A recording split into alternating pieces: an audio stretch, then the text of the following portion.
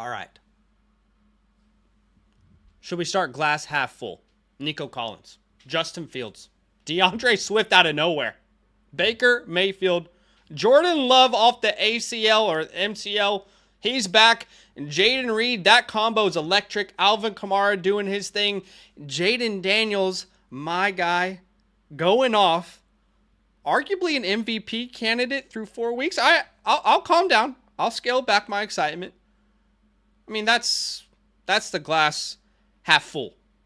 Those are the people that are going to help you win fantasy week number 4. But a lot of us, unfortunately, are thinking about glass half empty, and it's hard not to. The fantasy gods have been absolutely ruthless in 2024. The amount of injuries we are seeing, they are piling up.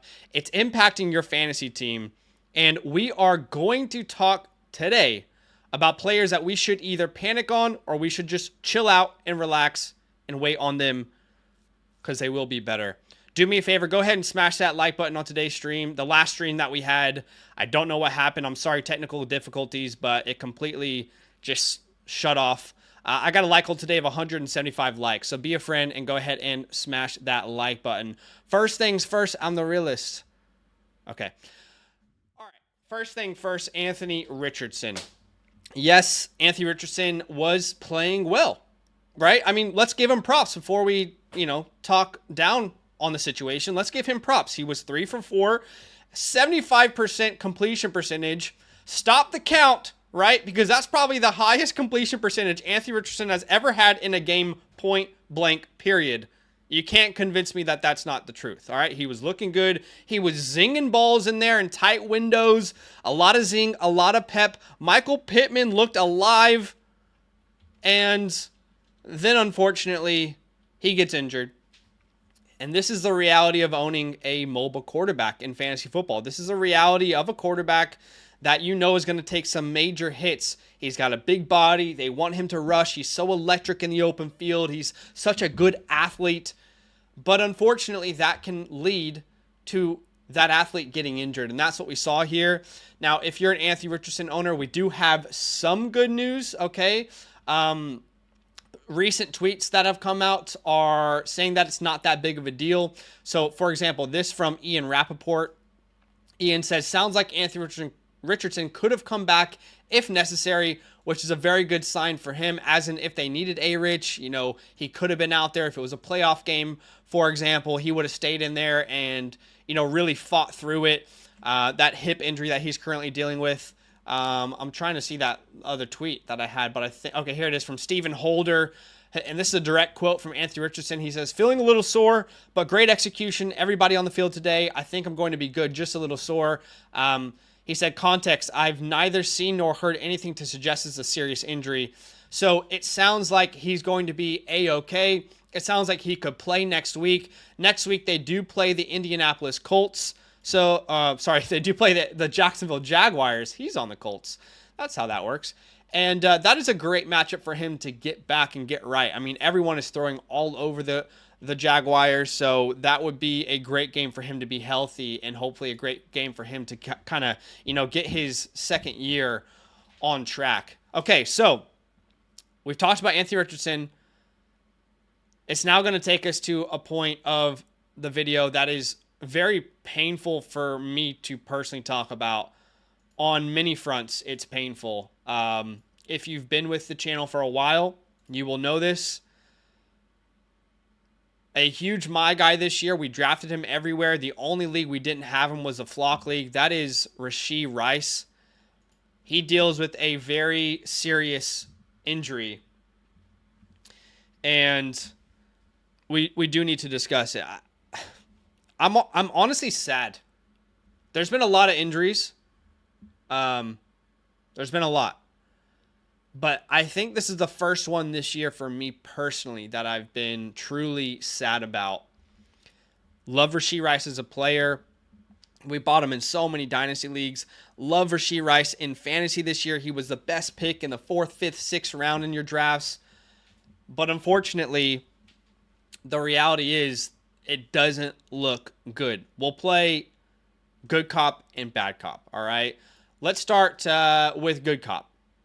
The good cop side of this, glass half full, is it's just a hyperextension and a bone bruise. That is glass half full. Now, that's what I want to believe. If you're a Rashee Rice owner out there, that's what I would like to believe. Do I think that's what's happening? I'm not sure. It feels pretty serious. Let's look at a couple tweets that we can overanalyze and pretend we know what we're talking about, right? This is from Tom Christ, who is a doctor. A lot of doctors on Twitter now. It's great to have them.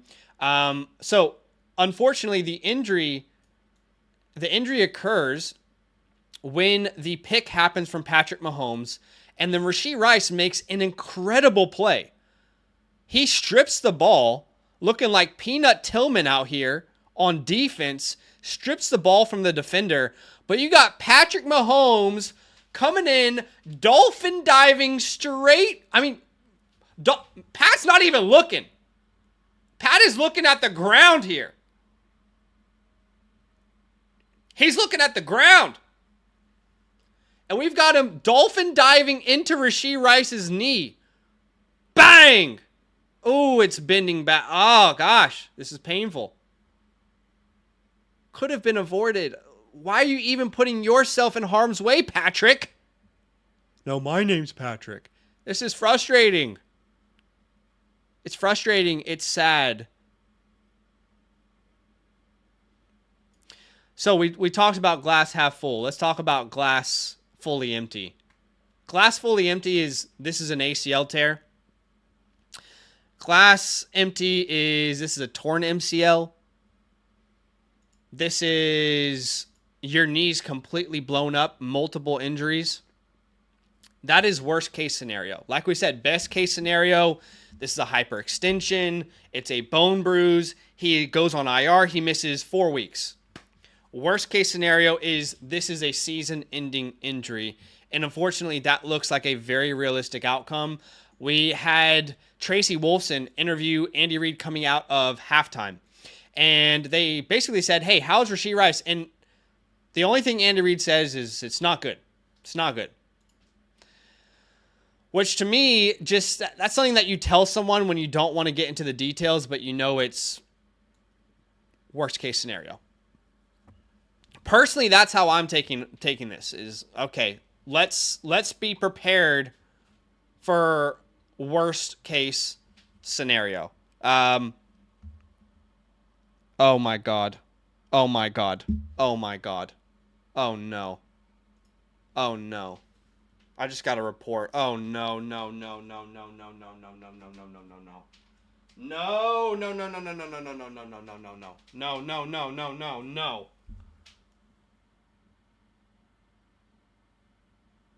Please. Please, no.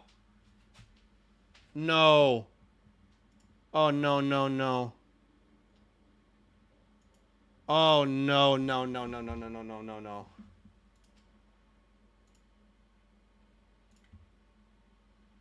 I don't even want to keep streaming right now. Why? Why, God? Why do you give us such talented athletes to take them away from us? Shit!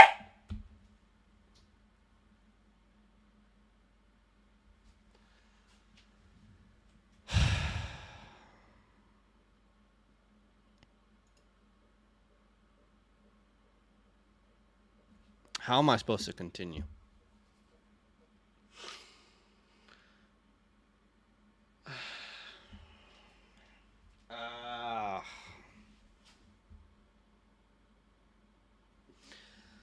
So it's not good, guys. It's not good. It's season ending. You're watching me process this in real time. This is supposed to be a very uniformed stream, back to back to back, and I'm a little bit in shock. Yeah,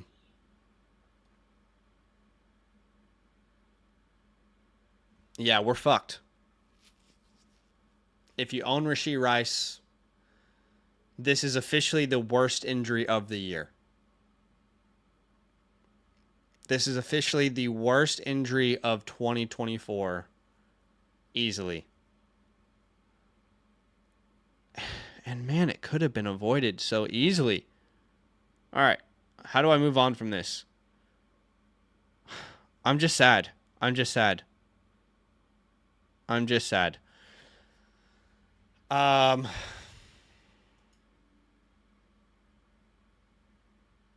the hell is this dumbass? We won. That's not the point of the tweet. The fuck? All right. Well, Rashee Rice is out. I'm trying to move on from this. Okay, what are the questions you guys are going to have? Who do I pick up off the waiver wire? Honestly, nobody. Like, it's going to be Travis Kelce season. I mean, you can go try and pick up Juju. It's going to be a waste of your time. You can go and try and pick up Justin Watson. It'll be a waste of your time. It's going to be Travis Kelce season, which is fine.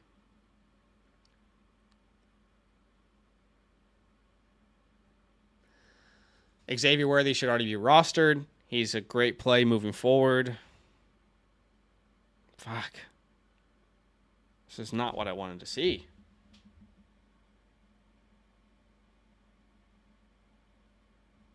Man.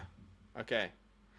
So, moving forward for fantasy, I don't give a fuck. I'll be honest with you guys. I don't care. I don't even want to do the stream right now.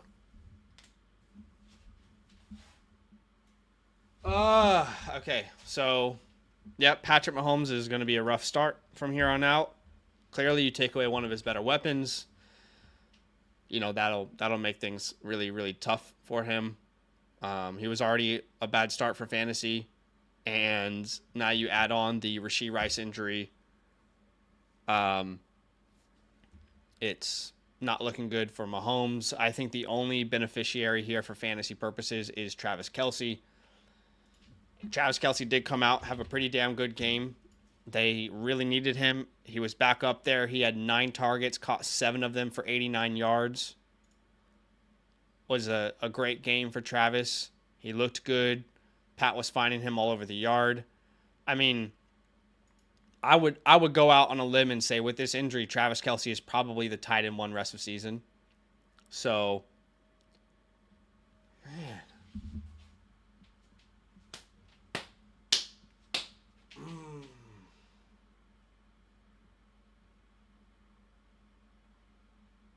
I don't do well with this stuff, guys. Normally, Badaki's on the stream with me, and he can just take over. This is not... Okay.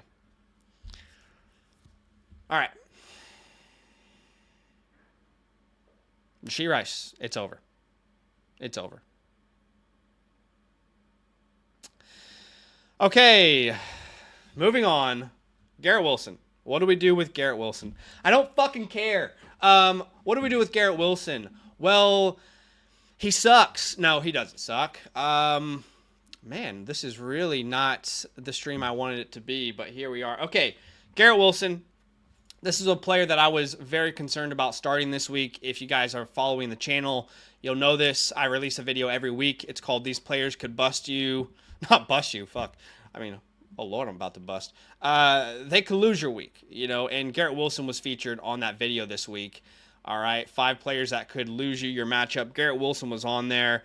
So the reason we're talking about Garrett Wilson is to calm your mind, right? The point of this stream/video isn't just to say everybody sucks. No, it's to digest information and discuss what we should panic on and what we shouldn't. I don't think we should panic on Garrett Wilson personally. You know, coming into the week, I had very low expectations. The Pat Surtain treatment is a real thing. Anytime your wide receiver 1 faces Pat Surtain, it's going to be tough. It's going to be a tough day, all right? Mama said there'd be days like this, and that's what happened for Garrett Wilson, unfortunately. You also have to throw in the fact that there was some weather in New York that wasn't really reported on that much. It definitely had an impact on the game, for sure. But Garrett Wilson comes out, 8 catches, 8 targets, caught 5 of them for 41 yards. And if you drafted Garrett Wilson right now, I mean, right now it says he's a wide receiver 29, but when stats go through this week, he's probably going to be in the 30s. I mean, this is a guy that you took in the first round. You probably took Garrett Wilson in the first round, and you were sold this vision of Devontae Adams and Aaron Rodgers and what could it be with Garrett Wilson. You were sold that vision, right? And so far, it's been complete bullshit, right? It's not panned out whatsoever. It's been a complete lie. They have not been on the same page. Aaron Rodgers is spreading the ball out everywhere. They've got 2 very good running backs. And in some games, Garrett Wilson isn't needed. In some games, the entire defense just shuts him down entirely. Now, I'd love to tell you that there are better games ahead, and I think there will be, but I'm not so sure next week's a great matchup to target. So next week he has Minnesota. Minnesota's defense has been balling. Absolutely balling. Minnesota's defense is not easy. After that, he gets Buffalo. Buffalo's defense, not been easy. I mean, this schedule is not that attractive when you really look at it. I mean, at what point do you say, oh, that's a juicy schedule? I think that's when he's going to turn it around. Buffalo Bills right now are giving up the 3rd fewest points to fantasy wide receivers. The Vikings defense is tough. Maybe it is Minnesota. Pittsburgh. The Pittsburgh Steelers right now, you know, I know they had a rough day today, but they are not a plus matchup. They're bottom half. Then you've got New England. I guess you could say New England's a good matchup, but they got Christian Gonzalez. Then you got Houston. Is week 10 versus Arizona the first time we're like, hey, I can't wait to throw Garrett Wilson out there. I have high expectations. I feel like every other matchup you're saying, he's elite. He's an elite receiver. He's got Aaron Rodgers. I drafted him in round 1. We're just going to play him. That's what it feels like right now. It feels like we've said that since week 1. And now we're playing Buffalo, Pittsburgh, New England, Houston. I feel like we're going to be saying that a lot. And then weeks 10 is probably the first time that you're actually going to say, I can't wait to start Garrett Wilson, and mean it. So, what's my panic level on him? 1 to 10? I'd say 5? 5? That feels high. But totally would be willing to shop him if I can move. If anyone still views him as a top 12 wide receiver in fantasy football, and I don't think this is overreaction from just this game, because again, we literally made a video saying he's probably not going to do well this week. But if I can get a Chris Godwin, what are you guys doing? Are you doing Chris Godwin or Garrett Wilson rest of the season? Tell me. Tell me in the chat right now. Who would you rather have? What about Deebo Samuel? Would you trade for Cooper Kupp and wait for him to come back in a couple weeks? Would you try and get Marvin Harrison and tear up? Would you try and get Tyreek Hill right now, who is, waiting on Tua to come back? It's a tough call right now. It's not looking pretty. Keenan Allen. All right, if you drafted Keenan Allen, it was looking really good to start the season, and then he got injured. And this injury really accelerated the growth of Rome Odunze. If Keenan Allen was healthy this entire season, he's probably still playing in 2 wide receiver sets. But we saw the first game he came back, he was not out there in 2 wide receiver sets as much as Rome Odunze. All right, you can already see here snap counts for week number 4. You can see Rome Odunze had 47 snaps, Keenan at 41. Rome ran more routes than Keenan Allen did as well. They got the same amount of targets, but again, more importantly, in 2 wide receiver sets, more times than not, it was Rome Odunze out there on the field. That is severely going to limit Keenan Allen's role moving forward. And you also have to consider that Cole Kmet is a part of this offense now as well, and he plays a very, very similar role to what they wanted Keenan Allen to play, which is that over-the-middle player, intermediate, short passes, safety blanket, that kind of, role for this team. So, to me, Keenan Allen is a very tough name to project moving forward. I'm not sure he would be anywhere near my top 28 rankings rest of season. I really struggle to see the upside, And by the way, we also have to ask the question, at what time will the targets be valuable? Because with no disrespect to Caleb Williams right now, those targets are not as valuable as you'd want them to be anyway, okay? All right, Breece Hall. Let's talk about Breece Hall. Is anybody worried about Breece Hall? I can tell you there will be people in the chat right now saying, you're an idiot, Zach. Why are you talking about Breece Hall? You're stupid. Let's relax on it. And I can tell you the Breece Hall owners will be in the chat asking me, do I need to be worried about Braylon Allen? So that's why we're having this conversation, okay? Because there's definitely going to be people out there who have legit concerns around Braylon Allen's role in this offense. I think there's a couple things to keep in mind here, when thinking about this game. And the first thing I will say is the weather did not help either side of the ball. Okay, first things first, the weather was rough in New York.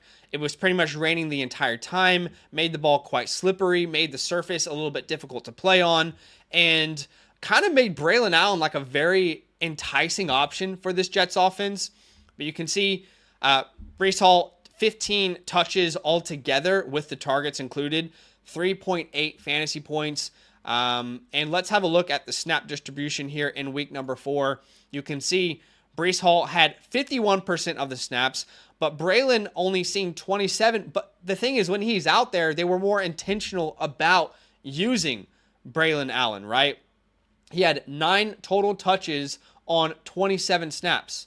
Obviously, that's a higher percentage per snap than Breece Hall with the 15 touches on 51 snaps. But should we be worried about Breece Hall? No, I don't think we should. Obviously, Braylon Allen isn't going away, right? I mean, can we all agree that is a fact? Braylon Allen is not going away from this offense. So in a way, you might want to limit expectations. Like, there was a very high percentage of fantasy players last year, or this offseason rather, in drafts who were saying, Breece Hall is the RB1. You got to take Breece Hall. He's going to finish as the RB1. That doesn't seem like a realistic possibility now to me. Do you guys disagree? I mean, because Braylon Allen looks legit. I mean, we can see it. In week 2, he had 11 touches. In week number 3, he has 14 touches.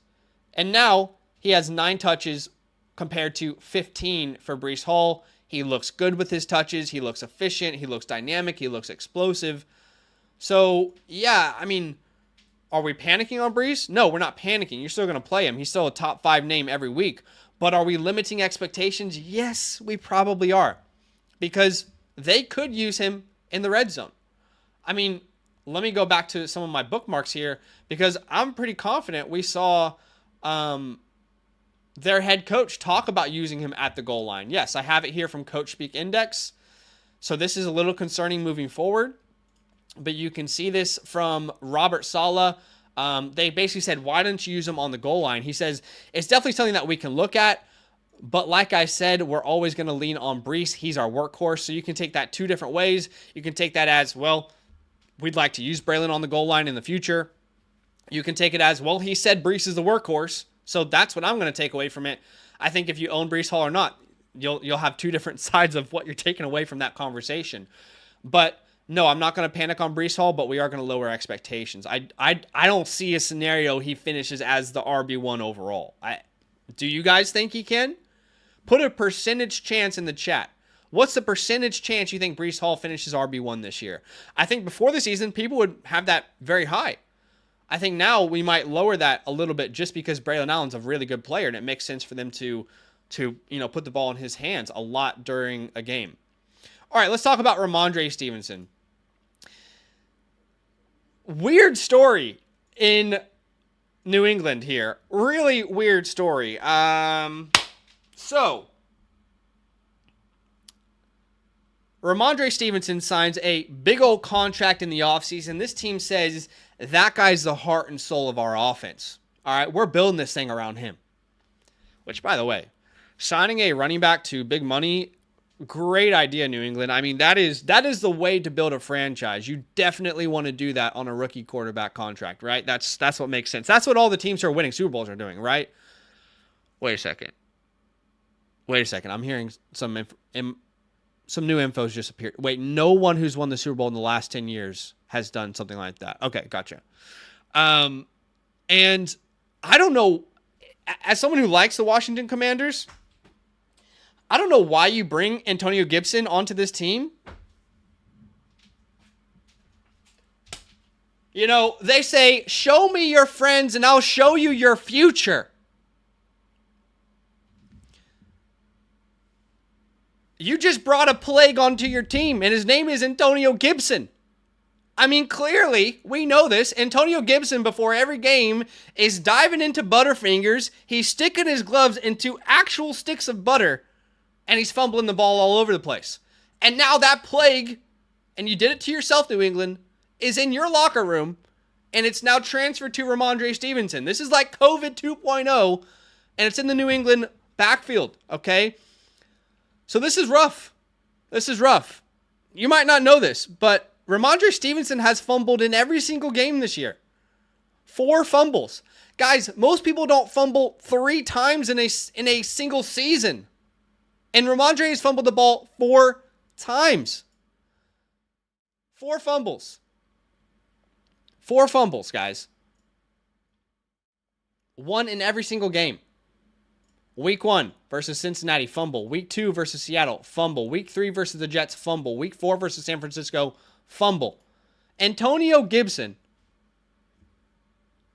Why did you do it? You did it to yourself, New England. This is on you.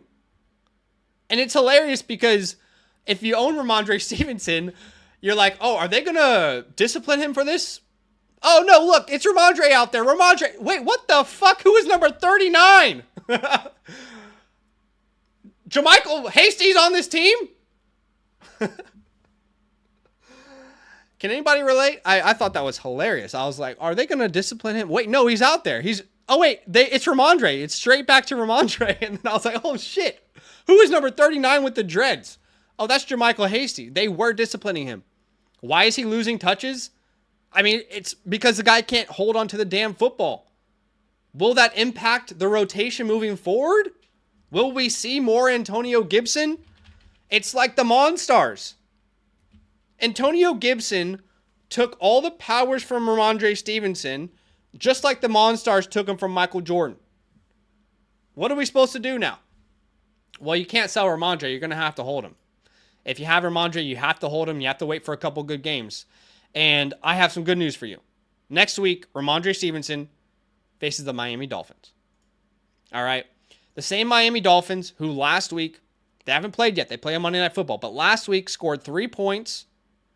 This is the same team. If you remember that Zach Charbonnet had a career high in fantasy points against with 25.7 fantasy points. He averaged over 5 yards per attempt. Their defense just simply couldn't stop anyone, and their offense couldn't move the ball. So there is reason for optimism with Ramondre Stevenson. All right, let's talk about Travis Etienne. This is a weird one. This really is. By the way, do me a favor. Go ahead and hit that like button to show some love. I got a like goal today of 175 likes. I think with your help, I can get there. Be a friend. Smash that like button. I'm still trying to recover from the Rice injury. Let's talk about Travis Etienne. This is tough, okay? Etienne was heavily relying on volume, and he would have a lot of boom plays last year. But he was heavily relying on volume. And now that you take away some of that opportunity and you're giving it to Tank Bigsby, it does become a serious problem. Now, Etienne was dealing with a shoulder injury. He came back into the game. He did still play the majority of snaps, so I don't think we need to overreact too much. It's just this offense isn't good. Like, that's really, like, I would be less concerned about Tank Bigsby if I'm an Etienne owner, and I'd be more worried about how terrible the Jacksonville Jaguars offense looks right now, because that is really your biggest problem if you own Etienne. But you can see here, he still played 30 snaps out of 58, and that's including the time that he missed with an injury. He still had 13 touches compared to 7 for Bigsby. But like I said, I'm not concerned about his play time. I'm concerned about this offense being terrible. All right, the next player we'll talk about is Carson Steele. Yeah. Say goodbye to any chance of being a starting running back in the NFL. Genuinely. You guys think I'm being too harsh? Let me know. It's over. It's over. Carson Steele is a droppable asset at this point. Call it an overreaction. He had 2 carries, and he fumbled the football. He finishes with negative fantasy points. Guys, this isn't like a situation when Kareem Hunt was a rookie for the Chiefs and he fumbled the ball, and it's like, well, it's a young player and he's super exciting. Let's keep him out there. No, this is a player who already had a fumbling history. He's already fumbled this year when he wasn't the starter, and now he comes out in a close game and fumbles the ball. Unfortunately, there's just no way this coaching staff can trust him moving forward, and I think they made that very evident in the way they deployed running backs this week. We talked about Kareem Hunt on the stash video. Hopefully you stashed him this week, but Carson Steele comes out, touches the ball, 5 opportunities? Kareem Hunt, though, with 17 opportunities, and he averaged almost 5 yards per carry. He looked good. He looked good. How can you not say he looked good? He just did. And then Samaje Perine comes in and only touches the ball 5 times, but stole the rushing touchdown. I mean, in a way, that's kind of good, because if Kareem Hunt is available on your waiver wire, then people will maybe talk about him less. Like, for example, if Kareem Hunt did score a touchdown there and he has, 17 PPR points, it would be much more difficult to acquire him off the waiver wire when people are looking and say, oh, it's a 3-headed backfield and Kareem, only had 10 fantasy points. Well, no. If you look at the way they distributed touches and snaps, clearly Kareem Hunt is someone that we need to be rostering in every single format, right? Every single format. I mean, Kareem Hunt got off the couch, like Badaki said, working at Chili's, and said, put me in, coach. And he looked better than Carson Steele. A young player who has no miles on his tires, who should have juice. And Kareem Hunt, the 29-year-old Kareem Hunt, looked better. It's over for Carson Steele. Panic level, 10 out of 10. Droppable name. All right, say I'm overreacting. Let me know in the chat. All right, last player we'll talk about is Kyle Pitts. I mean, as a Kyle Pitts lover, I've run out of excuses. I really have. I don't know what excuse to throw at Kyle Pitts now. I mean, his quarterback's bad is what we used to say. Oh, well, he's dealing with an injury. Maybe he'll get back. I don't have an excuse to throw out anymore with Kyle Pitts. The Falcons look good. And then you add on to the fact that their head coach doesn't see this as a problem. I mean, guys, Kyle Pitts had 3 targets this week, 0 catches. Kyle Pitts is averaging under 4 targets a game. And their head coach comes out and says this. All right, Raheem Morris on Kyle Pitts' 0 catch game. He says it was just about going out there and winning the game. Stats are for losers, man. I don't get involved in that stuff.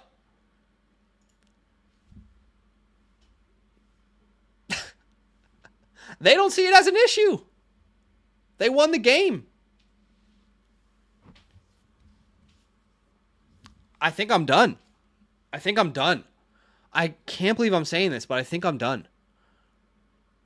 Now, does that mean you drop him? No, because what are you going to pick up off the waiver? What are you going to pick up? Colby Parkinson off the waiver wire? You're going to pick up Tyler Conklin? You're not. You're going to keep Kyle Pitts on your bench. But this is a full panic, I'd say. This is a full panic. Like I said, I have completely run out of excuses for Kyle Pitts. It's just, at some point, you have to say, you're not good enough. And I think that's where I am. I just don't think we're good enough at this point. So,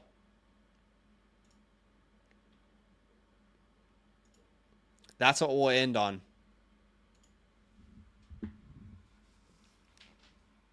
I have to go mentally recover from the Rashee Rice injury.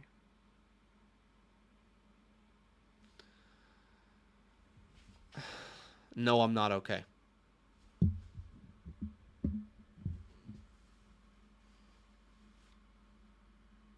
I don't know what to do.